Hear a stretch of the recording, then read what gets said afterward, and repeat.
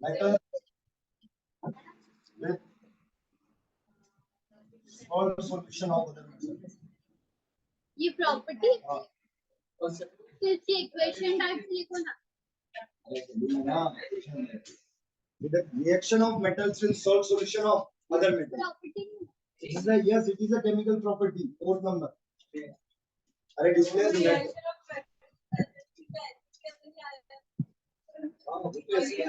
ये फोर्थ अपनी प्रॉपर्टी है. ठीक है, देखिए अब सुनना इधर. ये कह रहा है कि एक मेटल को रिएक्ट करेंगे किसी और मेटल के सॉल्ट सॉल्यूशन के साथ. एक मेटल को रिएक्ट करेंगे किसी और मेटल के सॉल्ट सॉल्यूशन के साथ. मैंने यहाँ से लिया सोडियम. चलिए बेटा सोडियम. और यहाँ से लिया मैग्नीशियम का सल्फेट. कौन से टाइप की रिएक्शन बन रही है? A+BC. Reaction of a metal with the salt solution of metal. ये मेटल का एक सॉल्ट बन गया, मैग्नीशियम का सल्फेट है. Aqueous solid. क्या सोडियम इसको डिस्प्लेस कर पाएगा? कर पाएगा. क्या बन जाएगा? Na2SO4 plus magnesium ion. Clear? Yes sir. ठीक है, तो देखें यहाँ से इसमें सबसे पहले एक लाइन लिखेंगे. When a higher reactive metal.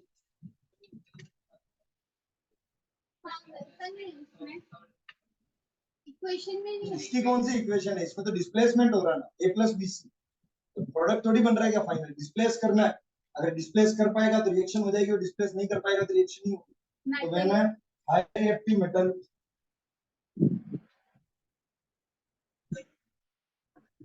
put into the salt solution of lower reactive metal.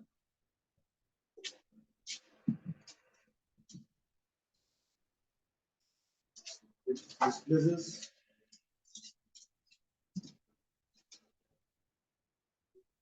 lower reactive metal from its solution. From its ज्यादा रिएक्शन नहीं करेंगे. पढ़ लिए डिस्प्लेसमेंट पता नहीं कहाँ कहाँ हर कोने में दिखाएंगे. ऐसे तो मतलब displaces the lower reactive metal from its solution. Example ले लो भैया. जैसे सुने आप, डायरेक्ट में 2-3 रिएक्शन करवा रहा हूँ जो कलर वाली है, फिर वो काम आएगी. ठीक है. फॉर एग्जांपल देखें, इसमें थोड़ी सी एक लाइन लिखेंगे. मैं एक सॉल्यूशन लेता हूँ कॉपर सल्फेट का. किसका? कॉपर सल्फेट का सॉल्यूशन. और इसकी रिएक्शन कराता हूँ आयरन से. बेटा ध्यान रखें, इसका कलर कैसा होता है? ब्लू. ये रिएक्शन है सारी करवा चुका हूँ मैं वहां पे. इसका कलर कैसा है? ब्लू. मुझे एक चीज बताओ कि आयरन कॉपर को डिस्प्लेस कर पाएगा? अशीनाथ का माली आलू जरा पीक के. कॉपर तो कहाँ आ रहा है? नीचे. कौन आ गया? तो ये इसको डिस्प्लेस करेगा. क्या बन जाएगा? FeSO4. और क्या बन जाएगा? कॉपर. तो देखें बेटा, इस रिएक्शन में ये जो ब्लू कलर है कॉपर सल्फेट का, ये तो फेड हो जाता है धीरे धीरे. ये तो क्या बन गया? Ferrous sulphate. क्या बन गया? Ferrous sulphate. और यहाँ से एक रेडिश ब्राउन पीपीटी ऑब्टेन्ड होती है. किसकी? कॉपर की. किसकी? कॉपर की. रेडिश ब्राउन पीपीटी बन रही है बेटा. किसकी? कॉपर की. तो क्या हो रहा है कि मैंने higher reactive metal is placed और put in the salt solution of a lower reactive metal, then it displaces the lower reactive metal from its solution या फ्रॉम इट्स सॉल्ट सॉल्यूशन. इसने इस लोअर रिएक्टिव मेटल को यहाँ से क्या कर दिया बेटा? डिस्प्लेस कर दिया. और उसने इसकी खुद की जगह. तो ये कलर वाली रिएक्शन. क्लियर? तो देखें, इसमें सबसे पहले ऐसे लिखें कि when iron strip is placed into the copper sulfate solution.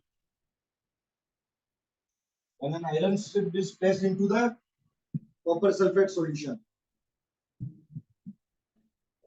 the blue color of copper sulfate solution fades slowly. The blue color of copper sulfate solution, सब लिखवा चुके हैं हम. ऐसे ही वो एक सिल्वर में पानी AgNO3 वाली करेंगे. उसे कॉपर के ऊपर silver sulfate solution. The blue color of the copper sulfate solution fades slowly.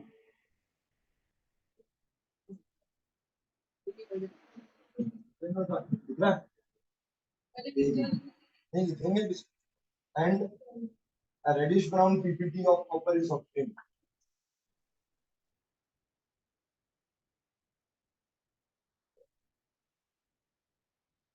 The reaction. देखिए बेटा, इसमें किसको डाला? आयरन है Fe. किसके साथ मिलाया? कॉपर सल्फेट के साथ. ये सॉलिड प्लस CuSO4 एक्वस. ठीक है, सॉलिड और एक्वस. यहाँ से क्या बन जाएगा बेटा? FeSO4 प्लस साथ में कॉपर, ये एक्वस और ये सॉलिड, इसकी बन रही है पीपीटी। कलर कैसा है इसका? रेडिश ब्राउन पीपीटी बन रही है। और यहाँ से ये ब्लू कलर था, ब्लू कलर तो बिल्कुल ही क्या हो गया बेटा? फेड हो गया, क्योंकि अब कौन सा सॉल्यूशन बन चुका है? FeSO4। तो मेटल की एक प्रॉपर्टी है, केमिकल प्रॉपर्टी, कि मेटल अगर अपने साथ वाले मेटल के सॉल्यूशन के साथ रिएक्ट करता है और अगर वो उस मेटल से ज्यादा रिएक्टिव हुआ तो वो उसको क्या कर देगा? डिस्प्लेस कर देगा। सारी मेटल की प्रॉपर्टी घूम फिर के तीनों चैप्टर मैंने कहा था, चार्जेस मुंह पे रहेंगे तो तीनों चैप्टर खेल पाओ। छोटे मोटे वेरिएशन है वैसे।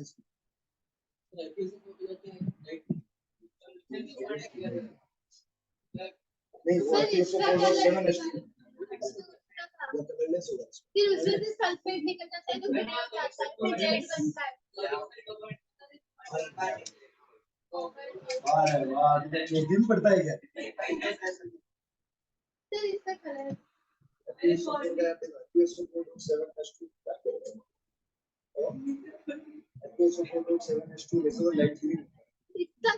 इसका या कलरलेस सॉल्यूशन कलर कंफर्म कर लेंगे इसको।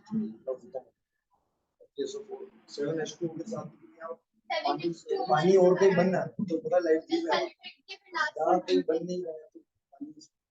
अरे ठीक है,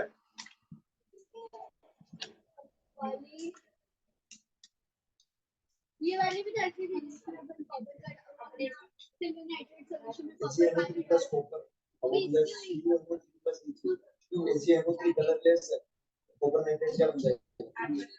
वापस नहीं है। ये सारी रिएक्शन मैं करवा चुका हूँ यार, केमिकल वाले फर्स्ट चैप्टर में।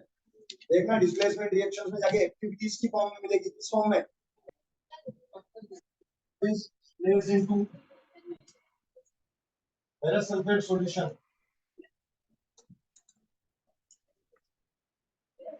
No reaction occurs.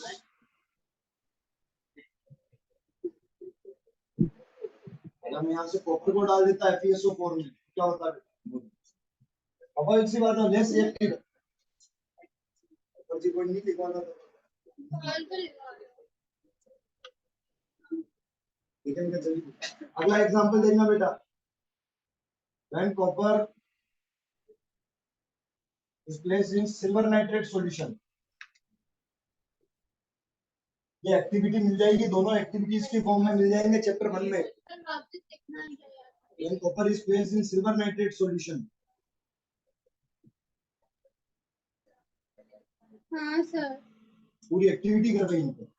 The solution becomes blue in color and deposition of silver is obtained.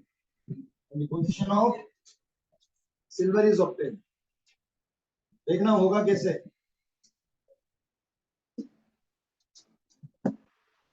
Copper को किसमें प्लेस कर रहे हैं बेटा? सिल्वर नाइट्रेट के सॉल्यूशन में।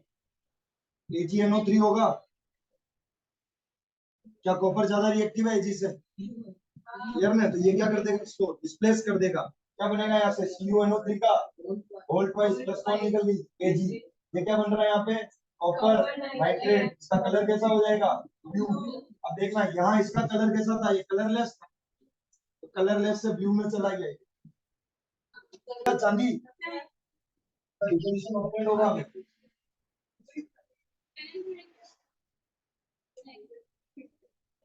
अरे ठीक है, this is the example of displacement reaction. अब कोई बोल रहा है डिस्प्लेसमेंट, कौन कह रहा है डिस्प्लेसमेंट रिएक्शन की डिफाइन लिखो? ठीक है, क्या ना चैप्टर में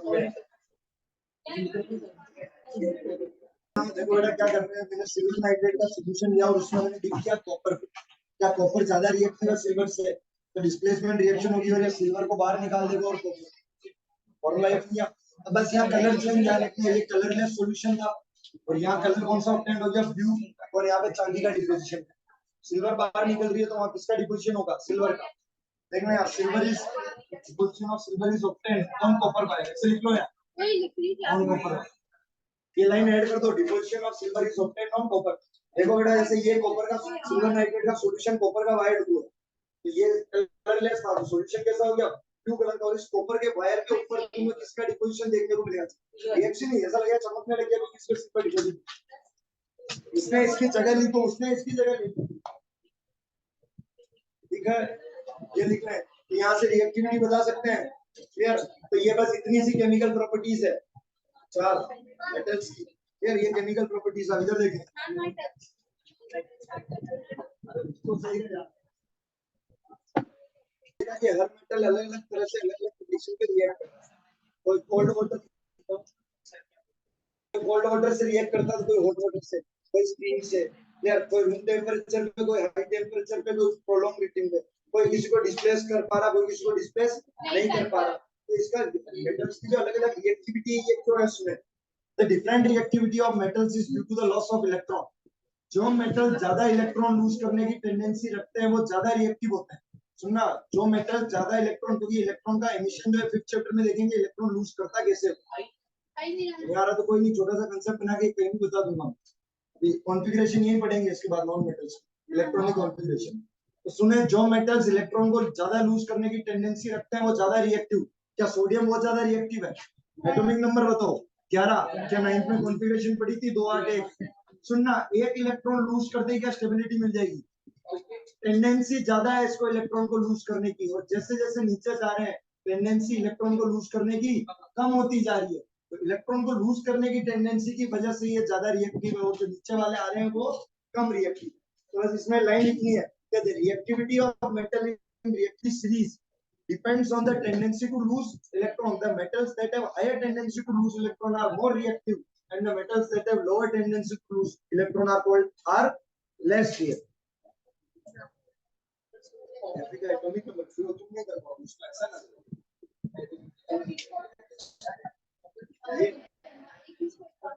एक और बता दें, जैसे सुनना, मैं लेता हूं magnesium, atomic number 12, configuration 282। 2 electron lose करते ही स्टेबिलिटी मिल रही है, तो जल्दी लूज करना चाहेगा कि इनको ले जाओ, क्योंकि आउटर मोस्ट शेल में कितने हो गए 8, यार ना स्टेबिलिटी मिल जाएगी इस एटम को। 3 बार बता दिया उसने,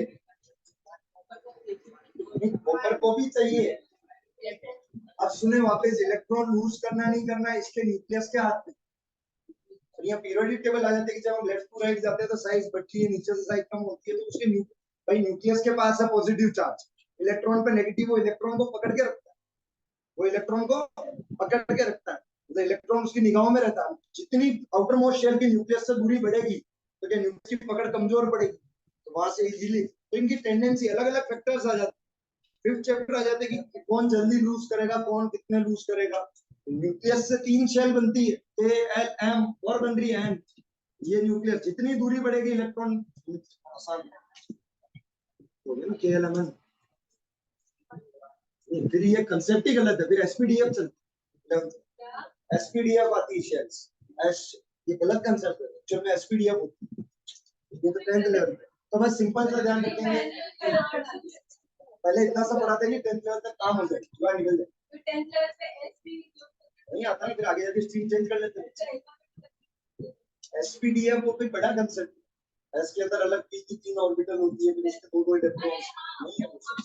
तो यहाँ से बस इतना सा लिखेंगे कि the metals that have higher tendency to lose electron are more reactive and the metals that have lower tendency to lose electron are less reactive। यानी ये जो अलग अलग रिएक्टिविटी है, अलग अलग कंडीशन पे इलेक्ट्रॉन्स की, जो ऊपर ज्यादा रिएक्टिव है वो अच्छे से इलेक्ट्रॉन लूज करते हैं, और उनकी टेंडेंसी है जल्दी इलेक्ट्रॉन लूज करते हैं, नीचे आने पे इलेक्ट्रॉन धीरे धीरे लूज करते हैं, इससे उनकी क्या कम हो जाती है, रिएक्टिविटी कम हो जाती है। ठीक है, इसमें रिएक्टिविटी ऑफ मेटल। अब देखो, मैं यहाँ रिएक्टिविटी सीरीज की डिफाइन नहीं लिखूंगा क्योंकि मैं वहां लिखवा चुका हूँ, क्लियर ना। It is the arrangement of the metals on the decreasing order of their reactivity. नीचे की तरफ जाते हैं तो रिएक्टिविटी डिक्रीज होती है, तो it is a series in which metals are arranged in the decreasing order of their reactivity, it is called as reactivity. कहीं कहीं मिलेगा केमिस्ट्री के 2 chapter, reactivity of metals, reactivity series.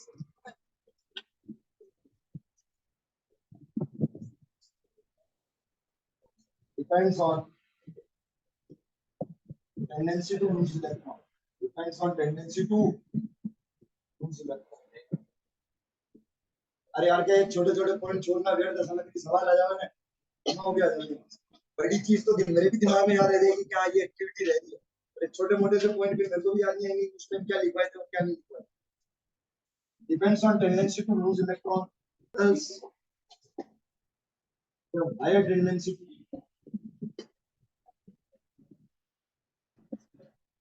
लिखते चलो इतना थोड़ी है और मोर रिएक्टिव और इसका उल्टा लिख ले नीचे हाँ वाइस वर्सा बहुत अच्छा एग्जाम में वहां एग्जाम में नहीं लिख के आना रे वाइस वर्सा तो वैसा नहीं चलती लिया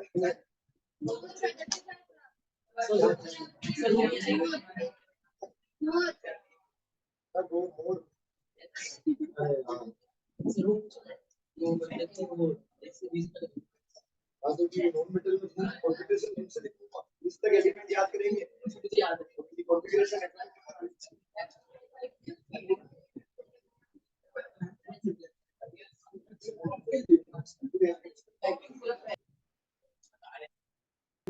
टेंडेंसी मतलब उसका नेचर एबिलिटी मतलब उसका नेचर काम करने की आदत ऐसा समझो आदत टेंडेंसी हैबिट एक तरह तो इसकी ज्यादा हायर टेंडेंसी इलेक्ट्रॉन को जल्दी इलेक्ट्रॉन लूज कर देता है ठीक है अभी नोट बनाएं और लिखें मुझे एक चीज बताओ मेटल की ऑक्साइड क्या बेसिक थी क्या हम पढ़ चुके हैं क्लियर लेकिन कुछ मेटल की ऑक्साइड ऐसी है और एक रिएक्शन आ रही है याद करके तो पहले भी पढ़ा सुनना लेकिन ध्यान से कुछ मेटल की ऑक्साइड्स ऐसी है जो एसिडिक भी है और बेसिक भी है वो दोनों नेचर शो करती है वो एसिड के साथ बेस की तरह रिएक्ट करेगी और बेस के साथ एसिड की तरह ऐसी मेटल की ऑक्साइड्स को बोलते हैं एम्फोटेरिक ऑक्साइड्स क्या बोलते हैं एम्फोटेरिक यहाँ लिखे we have learned that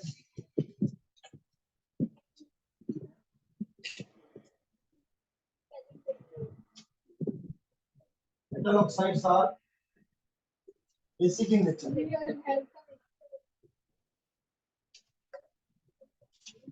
बता दूं नीचे वाला point metal oxide basic in nature but some metal oxides like aluminium oxide formula बोलो and zinc oxide acid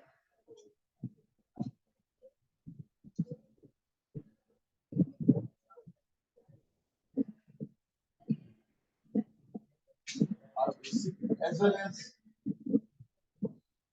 acidic in nature.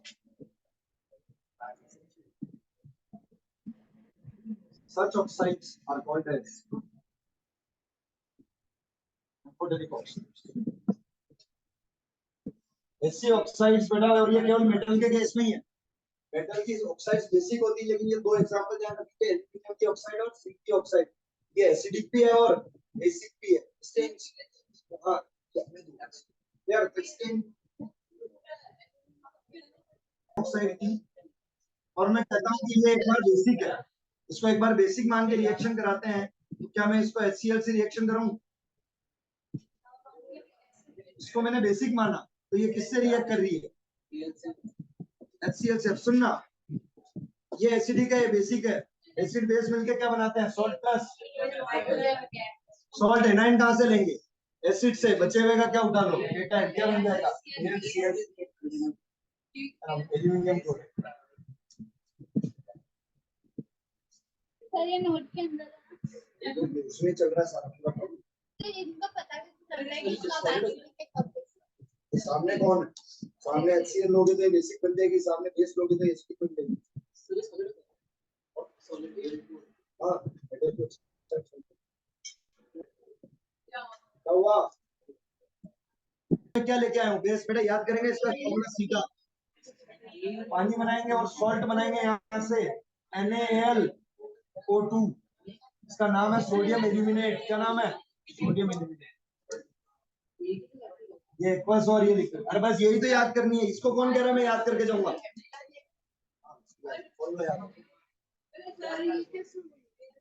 Formula याद रखना है यहाँ जो सॉल्ट बनता है वो क्या कराया था वहां पे Zn को Na से कराया था तो मैंने कहा था यहाँ पे याद रखना जैसे Na2Zn होती है सोडियम जिंकेट उसी तरह यहाँ याद रखना सोडियम अच्छा इसमें तो हाइड्रोजन बनेगी ना मेटल इस बेस से रिएक्ट कर रहा है सोल्ट प्लस हाइड्रोजन सुनना याद ZnO NaOH के साथ क्या बनाओगे सोडियम जिंकेट Na2ZnO2 ये करवाया है फर्स्ट चैप्टर में Na2ZnO2 यार फर्स्ट चैप्टर में क्या करवाया था वहां पे जिंक को किससे रिएक्ट कराया था NaOH से क्या बनी थी यहाँ Na2Z हाँ मतलब बेस वाले में प्लस हाइड्रोजन।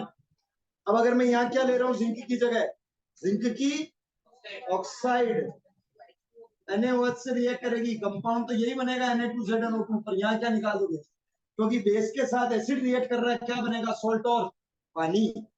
बेस के साथ एसिड रिएक्ट कर रहा है क्या इसका नेचर एसिडिक भी और बेसिक भी है। इसके सामने बेस आएगा तो ये एसिडिक बन जाएगी इसके सामने एसिड आएगा तो ये बेस बन जाएगी।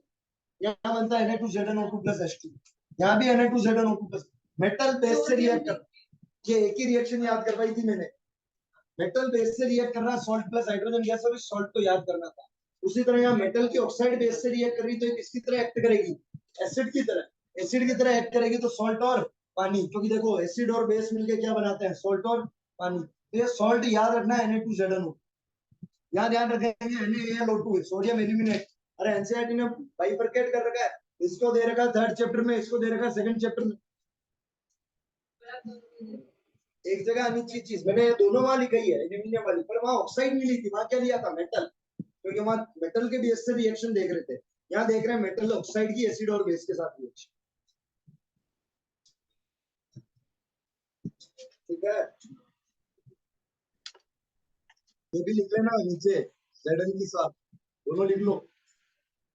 यहाँ लो Zn प्लस HCl बना लो ZnCl2 प्लस H2 गैस ये प्लस और यहाँ लो ZnO वहाँ पे भी तो Z यहाँ Zn ठीक है ये दोनों को रिएक्ट करा है एसिड के साथ रिएक्ट कर रही तो बेसिक बनेगी बेसिक के साथ रिएक्ट कर रही तो एसिड की तरह रिएक्ट करेगी सॉल्ट प्लस वाटर। ये दोनों एल्यूमिनियम के हो रही है और वहां मेटल की बेस के साथ रिएक्शन याद रखेंगे दो ही मेटल लिए जिंक और एल्यूमिनियम एक में सोडियम जिंकेट हाइड्रोजन गैस एक में sodium aluminate hydrogen gas. Metal base से रिएक्ट करता है सॉल्ट और हाइड्रोजन गैस बनती है मेटल एसिड से रिएक्ट करता है तब भी सॉल्ट और हाइड्रोजन गैस बनती है। वहां रिएक्शन एसिड में बहुत सारी लेकिन बेस की लिमिटेड रिएक्शन है। दो मेटल को NaOH से रिएक्ट कराना है सोडियम को NaOH से रिएक्ट कराएंगे जिंक को और NaOH से रिएक्ट कराएंगे एल्यूमिनियम से सॉल्ट तो यही बनेंगे बस पानी की जगह क्या बनाओगे हाइड्रोजन गैस। मेटल रिएक्ट कर रही है मेटल की ऑक्साइड रिएक्ट कर रही है तो क्या बनेगा वाटर तो ये acid plus base equal to salt plus water है।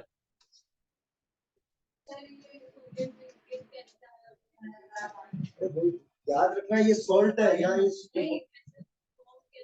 उसकी यहाँ कोई जुगाड़ नहीं है इसका फॉर्मूला Na2ZnO नहीं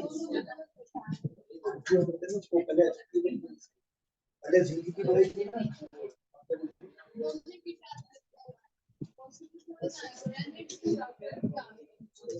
अभी तो याद करने के लिए सफाई नहीं देखा। अरे ठीक है दिक्कत तो यहाँ खत्म होता है कौन सा टॉपिक मेटल्स इसमें हमने मेटल्स की फिजिकल प्रॉपर्टी देखी और मेटल्स की केमिकल प्रॉपर्टी किया। एक सवाल और आता है देख लो यहाँ से छोटा सा वही चीज है चलो देख लेंगे इसको हेडिंग लगाए नॉन मेटल्स तो फिजिकल प्रॉपर्टी